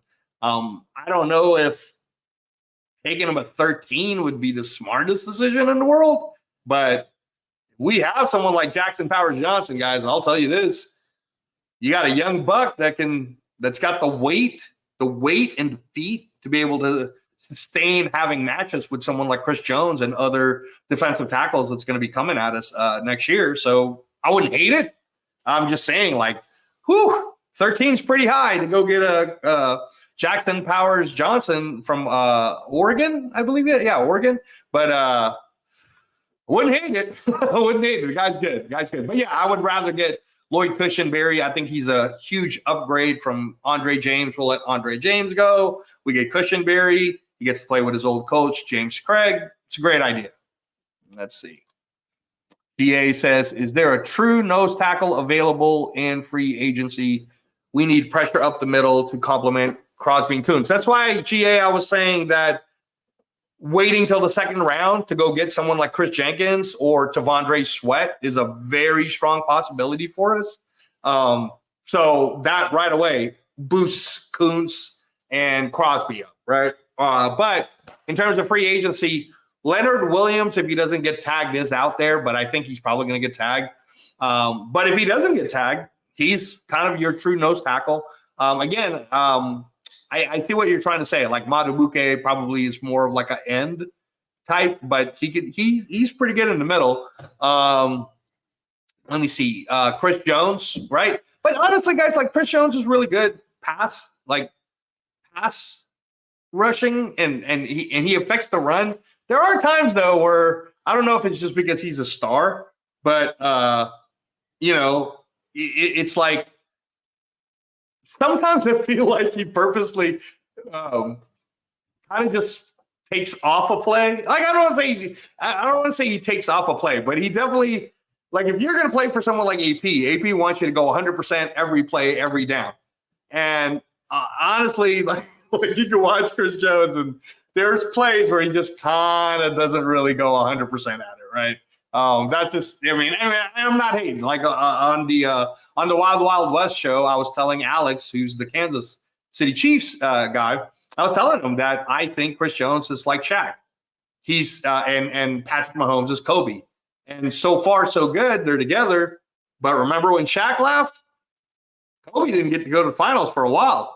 Shaq, on the other hand, won it right away in Miami with Dwayne Wade. So Chris Jones is that good. Like, he is that much of a difference. And if someone like the Texans were to steal him, don't be surprised, man, if the Texans all of a sudden go rise up because they offered all this cash up front to Chris Jones. But yeah, but true nose tackles, I mean, it's out there, GA. But again, man, it's about like Christian Wilkins. Christian Wilkins, that's a true nose tackle, right? Christian Wilkins is a true nose tackle. We can get him. He's a little bit older. I'd rather have Madubuike, but he's good. If Christian Wilkins is willing to give us a deal, like, you're willing to come over to Vegas for between 10 and 12? You're willing to come over to Vegas between 10 and 12? We can make that happen. We can make that work. I wouldn't hate Christian Wilkins. I like him. If you watch Hard Knocks, the Miami Hard Knocks, check him out. He'd be a perfect Raider, actually. He's kind of got that Raider personality. Let's see what else we got here. All right, James Farrell. Thank you, sir. Keep the picks. Go get offensive tackle. I was saying that like a month ago. That was my first thing, and then I started watching more and more tape. But I'm still with that first tackle. Yeah, I agree with you. Like, Talisi Fuaga is my guy. Like, if we keep the picks and then they go quarterback, and then everybody's just going crazy on it, Fuaga might fall to 13. And if Fuaga falls to 13, guys, watch this guy. 335, Oregon State. He's a monster. All he ever wants to do is hurt the person in front of him. Like, this guy plays like a Raider. And what's crazy is he played right tackle, but if you watch his feet, he's good enough to play right guard. He might even be good enough to play left guard. Like, this guy's an amazing talent. I'm telling you, like, Fuaga, for me, he's a great first round choice. But that's why I was also saying, James, that I wouldn't hate it if you do more research on Jackson Powers Johnson. That guy is so good, man, from Oregon. That guy from Oregon, Jackson Powers Johnson, who plays center, but he's like 330. He's so big, but he can play left guard. He can play right guard right away. Like, he's a day one plug and play. Like, that guy's good. Let's see. All right, Van City Raider, California. Thank you. Justin Madubuike, Jalen Johnson, free agency, and I'm sleeping like a baby. Yeah. Hey, you know what? Those guys want to come over. We now solidify. Okay, so quarterback wise, part of that money that I was talking about is going to go to Jack Jones, guys. Like, Jack Jones, like, he'll play for AP, but it's kind of wrong to not just get him right now. Like, let's just give him his 5-year deal now, so we don't have to worry about that side, right? So we get Jack Jones while this is just the second year now. So we have Jack Jones. Let's say we get Jalen Johnson. Now we've solidified our corners. Remember, we still have Nate Hobbs. And if Nate Hobbs is willing to give us a good extension, kind of like what Max Crosby did, right? Nate Hobbs, he's crazy, freaky fast. And as a slot corner, Nate Hobbs is our dude. So can you imagine us having Jalen Johnson, Jack Jones, Nate Hobbs, all like right there? Then we still have Morig, Marcus F. will probably go get a safety in the draft. And then Chris Smith is still pretty good. I think if they move him to strong safety, we still got Chris Smith. We still have Jacorian Bennett. I like Jacorian Bennett because athletically he's super fast. And I think, again, with this new, you guys got to give Jacorian Bennett a chance with this new coaching staff. But if this new coaching staff in Ricky Manning and Gerald Alexander, if they get in these younger defensive backs that we have that we kind of move around, like, I'm telling you, man, we could have a really solid back end to really help. And then, yeah, on the front end, if you, I mean, there's shows where Max Crosby on the rush, he's talking about Madubuike. He loves Madubuike. And if we get Madubuike, watch out. Our defense is going to skyrocket right away. So, yeah, no, nice. Good comment. Thank you. Let's see. Space fees. My dream is pay for the D-line and draft the O-line this year. All right. Or vice versa, man. Or vice versa. When does free agency start? Yeah, we talked about that earlier. So, again, it's technically going to happen after March 5th because this coming Tuesday, they're going to start doing the tagging, right? But I guess in all technicality, like, because it's like a 7-day period of tagging. It's kind of premature to go talk to, let's say, Chris Jones between before March 5th, because then in March 5th, he might get tagged, and then it was stupid to talk to him in the first place, right? Like, so technically all teams have until March 5th. Like Josh Jacobs, for example, we could technically wait all the way till March 5th, try to work a deal with him, and then other teams are going to talk in his ear, and then, you know, like use that against us. So really, like, the reason why the tag thing is a smart thing is if you're a team like us and we tag Josh Jacobs right away, well, then no other teams can talk to him anyways. We already tagged him. So he's just with us, whether he likes it or not. And that's what I was saying is I think that's what's going to happen with Chris Jones. I think that in order for no other team to steal him the way Tyreek Hill got stolen by Miami with just such a crazy amount of upfront money, I think that they're probably on Tuesday, you're probably going to hear Chris Jones got tagged by Kansas. Like that would be, but again, we'll see. You know, come join me on Wednesday at 4:30 on Captain Jack channel, and I'm going to talk about it because if Chris Jones isn't tagged, I'm going to talk about it on the Wild Wild West show. So let's see. All right, March 13th. That would make sense, right? Because March 5th is the final day to tag. So, okay. Yes, I got to deal with Alex Smug Gibbons. He's funny though. He's funny, but I can handle him, man. I got all my facts and info, so I got him. Let's see. 3 premium defensive tackles possibly hitting free agency. Yep, Jones, Wilkinson, Matabuke. There are others too, Space Beast. Go look it up, man. There's a lot of people hitting free agency. That's why I don't want to like talk too much about like top 10s or anything like that yet on for today, because I wanted to see who was going to get tagged first. I'm just wasting my time. Like if I start giving you guys this info and then I have to go, oh yeah, he got tagged. Like that's stupid. I don't waste that. But look it up. There's so many other defensive tackles too, but those are my top 3. Let's see. Snead, Jones, Hobbs. Oof. Woo. That'd be nice. GA, Snead, Jones, and Hobbs would be nice. Snead's going to cost a lot, though. And if I had a choice if I had to pay $20 million for someone, I would rather pay it to Jalen Johnson than I would Ladarius Snead, even though Ladarius Snead is the champion. I mean, I wouldn't hate it. I'm just saying, like, if Jalen Johnson doesn't get tagged, that means that I wouldn't put it past Chicago to use the number 9 pick. They have the number 9 pick on someone like Quinyon Mitchell, Terrion Arnold, because Quinyon Mitchell. Just watch the combine. If Quinyon Mitchell goes crazy in the combine, that's going to be the number 1 cornerback off the draft for sure. So if they don't franchise tag Jalen Johnson, he'll be available for us anyways. And yeah, I'd rather take Jalen Johnson, honestly, like out of that. Let's see. Justin, Matabuke, Jalen Johnson. Yep. Yes. All right. Let's see what else we got here. Definitely want you guys to keep them coming. I appreciate it, by the way. You guys are great. See, that's what I'm saying. If I get Ayuk, that makes Adams expendable. To me, Adams was into this team even. Yeah, I mean, Adams isn't as expendable. Like I'm just speaking from a coaching perspective when I was coaching different championship boxers and different championship MMA people, that there's something to be said about like a chemistry inside of the gym or the room. And Devontae Adams is too much of a leader, and he's not like you're talking about him. Like if it's Madden, yeah, he's expendable, I guess, as a player, but not really like leadership wise. Can't really replace that. And Ayuk would be a young person. So that's why I was saying that free agency wise, Ayuk could come. He'd probably have to give a hometown discount type of a thing to come to the Raiders. But someone like Ayuk isn't really someone of need for us. We don't need another receiver because, in all honesty, so right now we got Trey Tucker. Like I'm just going to stick to the main names, right? So Jacoby Myers, Devontae Adams, Trey Tucker. We're running a Luke Getsy system. Luke Getsy system uses a lot of zone runs. Also loves to throw to the tight end. Look at how good Cole Kmet did.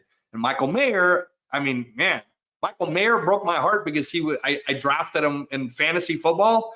I drafted Michael Mayer in the third or in the fourth round as my first tight end. And then I drafted Dalton Kincaid like after that because I thought Michael Mayer was going to be amazing. And then, they barely even really used him. And when they did use him, you saw how he's like Gronkowski, man. The guy's going to be a freak. So I think that Michael Mayer is going to have a huge year in the Luke Getsy system. So that's what I'm saying. It's like, so we got Tucker, we got Jacoby Myers, we got Devontae Adams, and then we got Michael Mayer, right? So, where's Ayuk really fit in that equation, right? I wouldn't hate having him. I'm just saying that we're running even if we run 3 wide receivers, a tight end, like, Luke Getsy's system, you're going to see more 2 tight end sets. And you guys should be paying attention to that. Cole, I say his name wrong all the time, Cole Frothingham, but that guy's pretty good. And you're going to see him rise up in because we already have him in our future reserve contract, but Cole's pretty good. So don't be surprised if you see like a double tight end type set, and then again, we'll probably get Jakob Johnson back because we want a good fullback, but don't be surprised if we go after a good fullback too, or we go get one because a lot of that running that Luke Getsy likes to do, he's going to use a fullback. So pay attention to that too. And then, what would be kind of cool is if we do, if Josh Jacobs was willing to do that Marcus Allen, Bo Jackson type thing where we put Jacobs at fullback, we use Zamir White as the halfback, and then we kind of do that Marcus Allen, Bo Jackson thing. Let's see what happens. I don't know. I'm just dreaming though, right? Let's see what else we got here. All right. Yep. Okay. Yep. Commitment to excellence for sure. Thanks for being here tonight, Silver Fox. Appreciate you. Move up to draft a quarterback. No, we talked about it. We talked about it earlier, Edward. We were saying all the different scenarios that can happen. Let's see. Let's see what else we got. Okay, that's fair. That's fair. You don't think Daniels? Yeah. Who is it that you think that they have in mind? They had 13. We're not taking a quarterback. Oh, possible. I mean, look, is it possible that we'll go cornerback only if we don't get Jalen Johnson or a Snead or someone at free agency? The free agency part's really going to matter. Because, yeah, you're right. At 13, we could probably get Quinion Mitchell, or Terrion Arnold. But I don't know. I think that in the defensive scheme that we're going to do and what Patrick Graham wants, I don't think he's going to want a rookie cornerback to have to teach the system. I think he's going to want like someone like Jalen Johnson or Snead, someone who could pick it up right away, right? So, but possible. Defensive tackle, again, man, I was hoping Byron Murphy would drop to the second round, but Byron Murphy's probably going to go in the first round now. So, unfortunately. But yeah, possible. It's possible. We'll see what happens at free agency first. Not necessarily true, man. Have you seen Tavondre Sweat? He's pretty big. I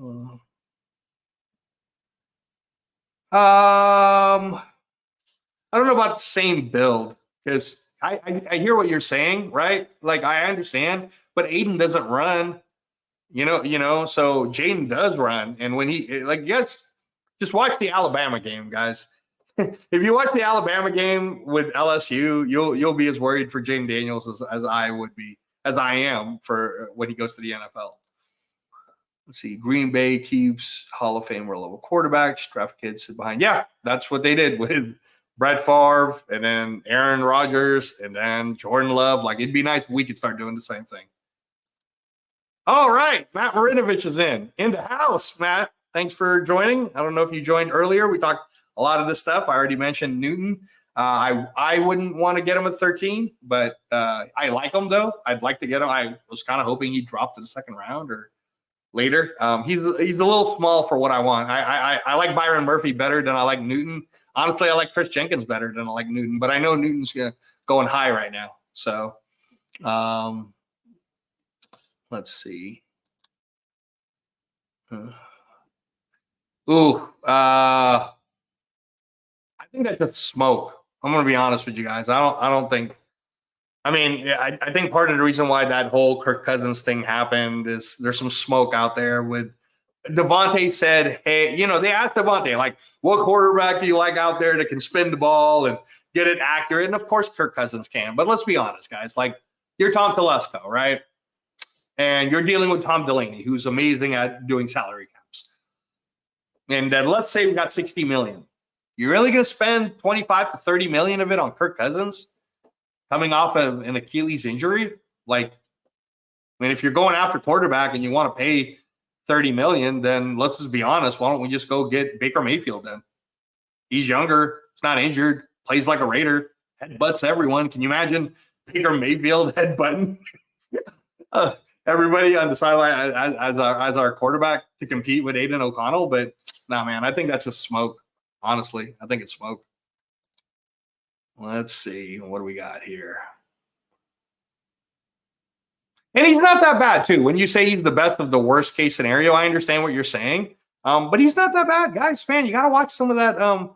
Watch the Shrine Bowl tape, like the Purdue tape. Like, Aiden O'Connell's pretty good. Remember, a lot of other people wanted to get Aiden O'Connell. That's why we had to trade up to go get Aiden O'Connell. He doesn't suck, guys. Like, let's kill the narrative that Aiden O'Connell somehow sucks. He doesn't suck. He processes very well. He understands to get the ball out. Yes, there were times last year in his rookie year where he didn't get the ball out fast enough. But then when he did get the ball out fast enough, and in a lot of those play action plays, like the ones to Tucker, the ones to Devontae, man, the kid can let that ball go. So it's not hate on the guy. You're wrong. I'll tell you right now, Edward, you are 100% wrong. If we start AOC and it's because we pumped up our talent in defense and the trenches and O-line, we're a playoff team. We might even win. We might even go to the AFC West. No, I will definitely. I want you to remember that. I'm keeping that receipt, Edward, because you're wrong. No, the reason why we would do a starting quarterback as Aiden O'Connell, let's say, is because we ended up using our money to build our defense, and we ended up using the draft to build on depth and get other talents. So no, that's totally wrong. Totally wrong. We'll find out. Nobody thought. I hate to say it to you guys, man. Tom Brady was picked 199. Nobody thought he was a franchise quarterback either, right? You're not a franchise guy until you are a franchise guy. So we'll see what happens, because Baker Mayfield, he was picked number 1, and he's still floating around out there, and he's finally doing good now. Jared Goff was picked number 1, right? And then they were ready to throw him away. And now look, he has a resurgence back in Detroit, right? Like, it depends. It depends on the coaching, depends on defense, depends on your environment. No, I think Aiden O'Connell's like that Jared Goff quality. I'm not talking about Jared Goff coming out of college. I'm not crazy. I'm saying Jared Goff right now, as old as he is, Aiden O'Connell could work his way up there, but built with a good defense, good coaching around him. No, man, he's not bad. Let's see. All right, let's see what else we have. Yeah, I agree. Let's see. Let's see. Let's see. Okay. Yep, that's true. That's true. Let's see. Sorry, guys. I'm trying to catch up to some of the later ones here. All right. See what you got, John. You know what? That is a good one. John, that's a good one. I'm going to have to find that one out, actually. I wonder if we do get a third round pick compensatory if we lose them. That's a good one. And again, man, this is going to be more about Jacobs than it is about the Raiders. The Raiders are going to offer him a very good deal. Guaranteed. The question is, does Jacobs want to be the guy that resets the market, kind of like a Melvin Gordon or something? Like, if that's what he wants, then he doesn't really want to be a Raider. Yeah. Yep. You got it. Yeah. Let's see. Yeah. I like this. Yep. See? You get it, Space Beast. You get it. GA. Love these comments, guys. Okay, cool. So we do get a comp pick if we lose Josh Jacobs. All right, there you go. Third round. All right, like not trying to say like I'm not trying to like get you guys too worked up, but man, if Josh Jacobs sits there and says I can get more money to be a Washington Commander, I'm going to reset the market. I'm going to get paid whatever, like Christian McCaffrey money, right? Okay, and then in the third round we get 2 third-round picks. Can you imagine us having 2 third-round picks and then we end up picking up? I don't know. I mean, there's some pretty good people out there right now in the third round that we can get, like whether it's offensive line, cornerback, quarterback, running back, if you want to. I mean, honestly, like Dylan Johnson didn't suck from Washington. That big boy, like that guy plays like a Raider, right? Blake Corum doesn't suck. Like, you know, some of these guys, like, I mean, again, and again, like nobody was even paying attention to like Keaton Mitchell, and he was undrafted. And then Keaton Mitchell blows it up with the Raiders, with the Ravens until he got injured, right? It's not like any of you guys thought that, or I mean, you guys could tell me, but I didn't think Devin Achane was going to be as good as he was. So there's a lot of sleepers out there, man. I mean, like there's a reason why the running back market is as low as it is, in terms of the money.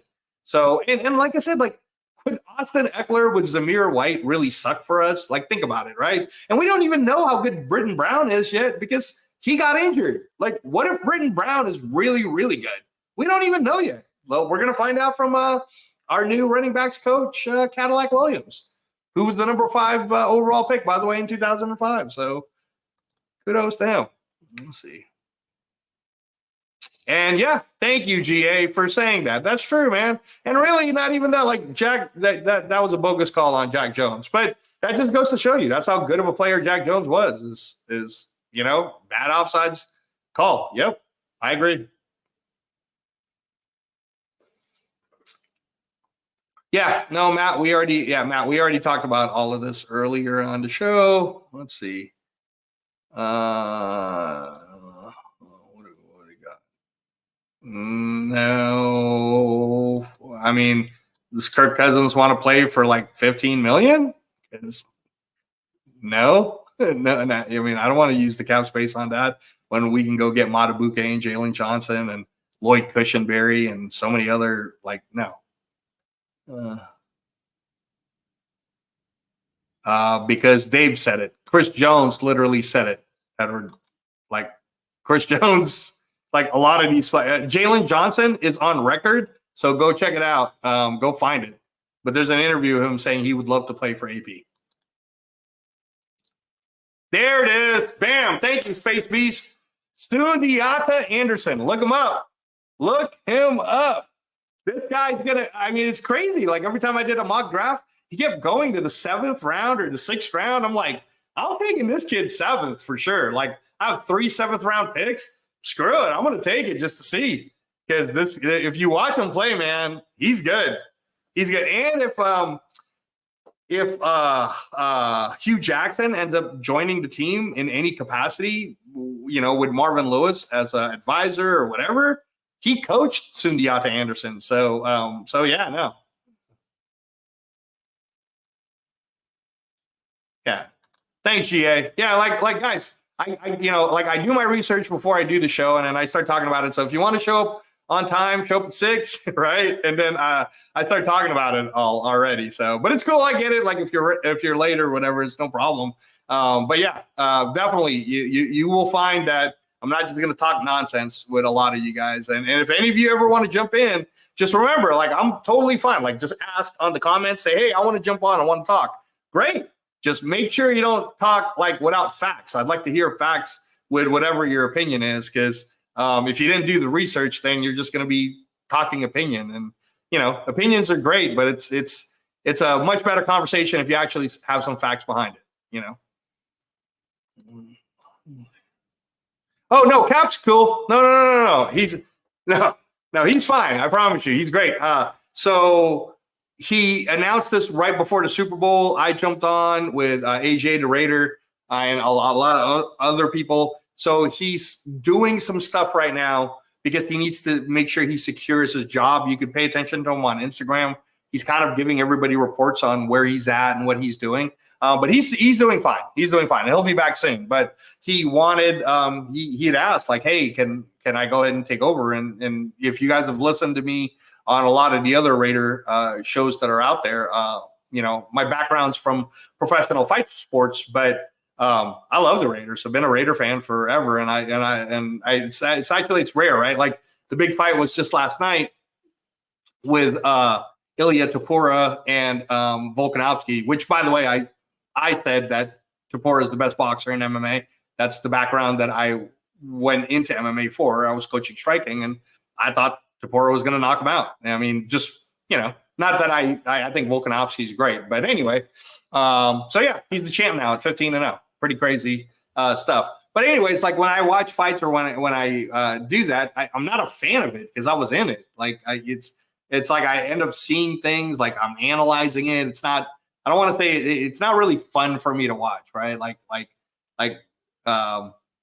it's cool, but when I watch Raider football, man, I really get into it. I get kind of pretty rowdy about it because it's fun. It's fun to me. So, but yeah, Cap's okay. Cap's okay. That's the long answer to that question. Okay. All right. Hey, that's why I never said that. Remember, I think JPJ is probably going to get picked up late first, early second anyways. But I'll take Cushenberry for sure, though. That's funny. We could do that, actually. We could do that. Don't tell my transplant doctors, though. Let's see.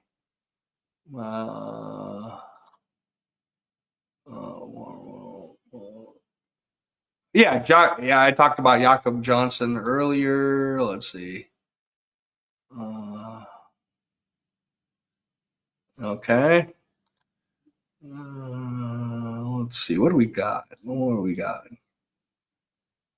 Yeah. You gotta look. Yep.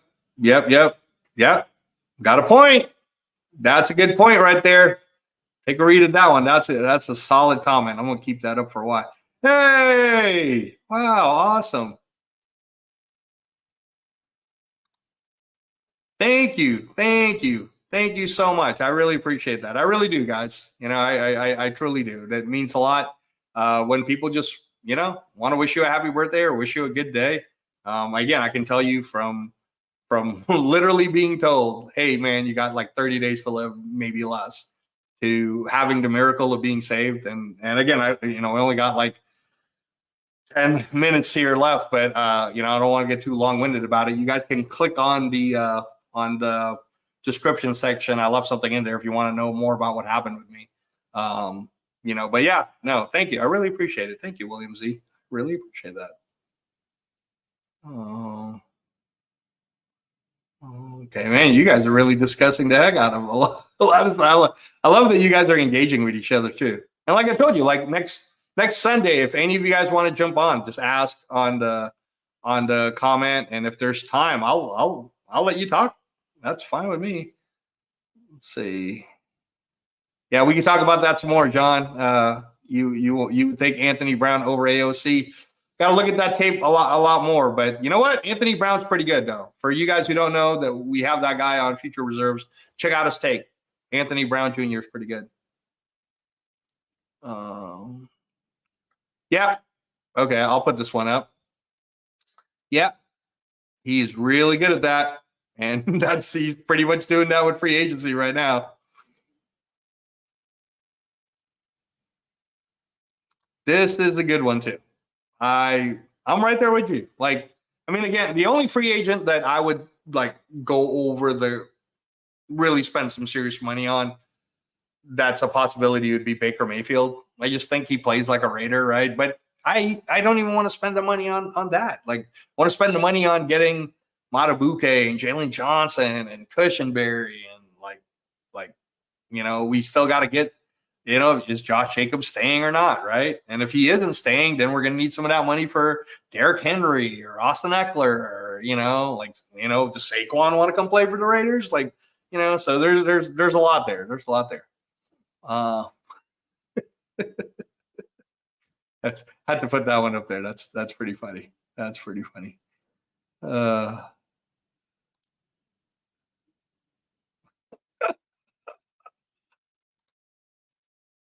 All right, Steampunk. I'll give you the shout out, man. Try to make it at 6. We were talking about a bunch of stuff earlier. Let's see. Appreciate you though. Appreciate you coming to the show. Got like maybe, I don't know, 8 minutes left. Anybody want to jump on to say anything? If not, I am going to go ahead and give you some other news type stuff. Let's see here.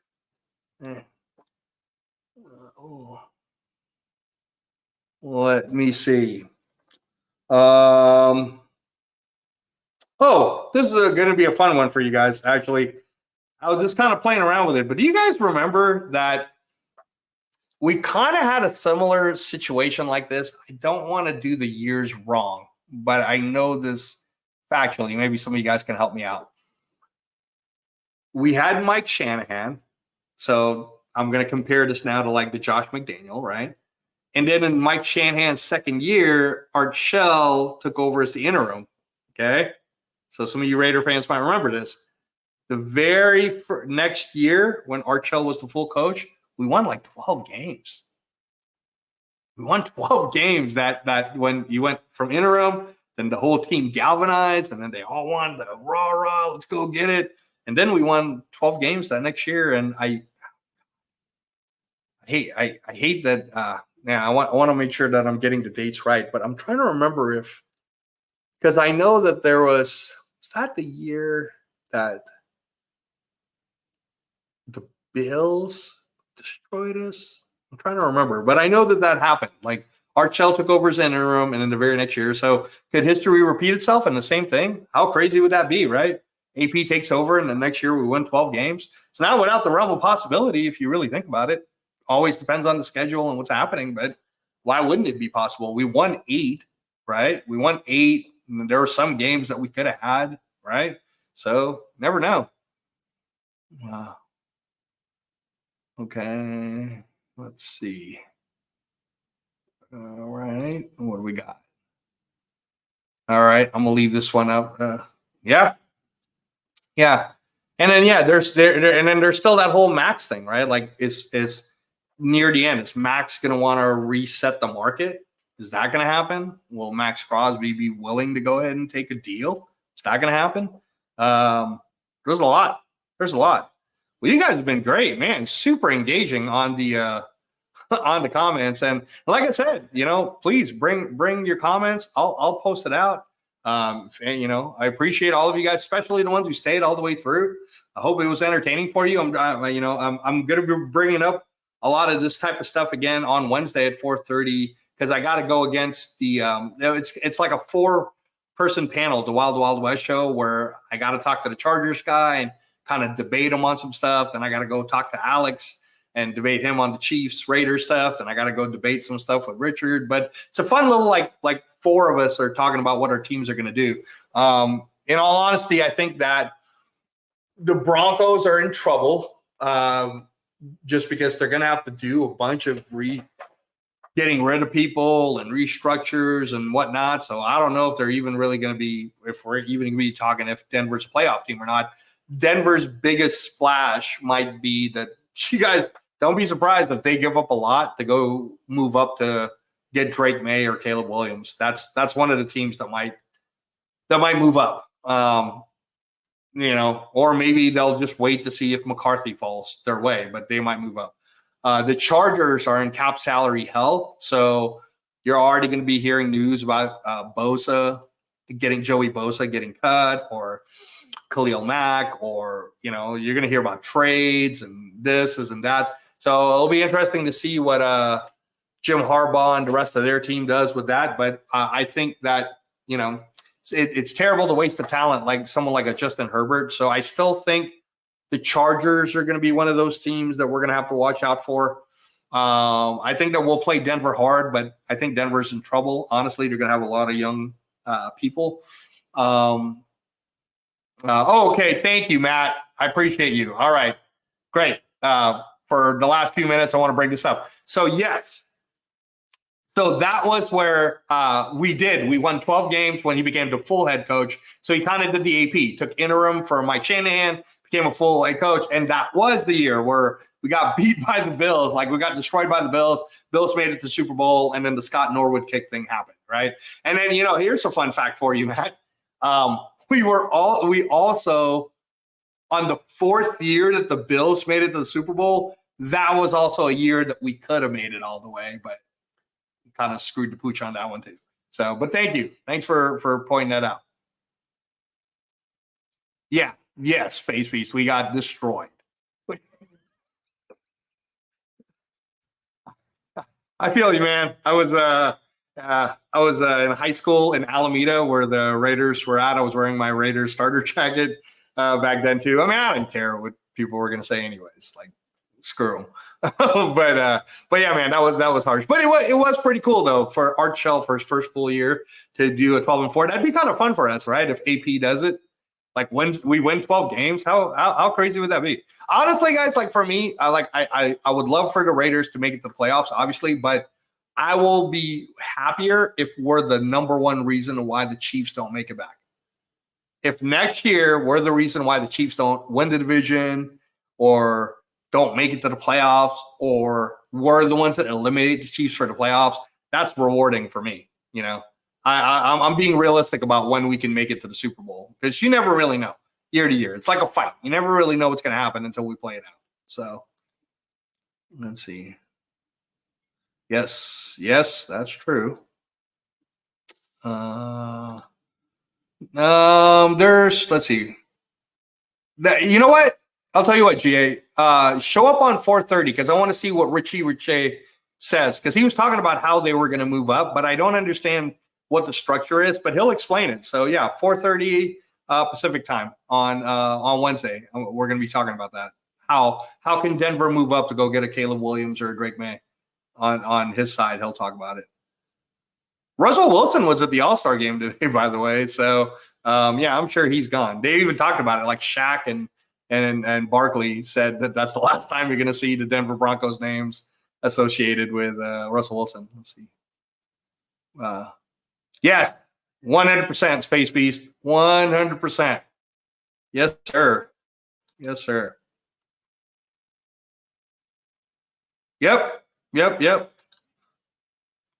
Well, guys, we're up to it. So if there's nothing else, I'll start doing my close right now. I hope you guys enjoyed the last couple of hours. I tried to keep it as entertaining and engaging for all of you who took your time to show up. I appreciate everybody's birthday wishes. I really, really do. Thank you so much. I appreciate that. If you want to know more about my liver story and my liver transplant and what happened with me, please check it out. All of you guys, send me messages at Reyes Boxing on Instagram.